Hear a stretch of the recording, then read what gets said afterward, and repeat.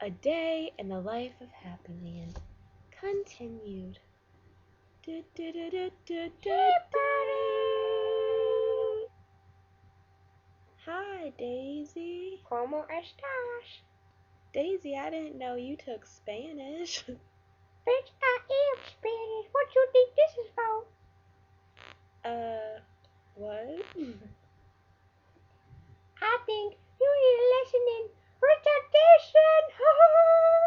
I can't understand you, Daisy. You a spick. I was big. You're the white cracker.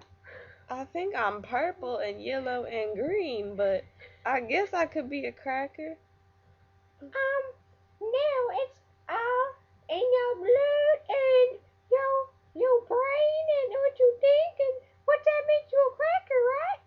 Daisy, what happened to your voice? It wasn't like this yesterday. My voice, don't worry about it, bitch. I'm going through puberty. But yesterday you weren't like this at all. What I'm happened? going through puberty. What the hell is puberty? I think it's when you go pubic hairs. I'm not sure.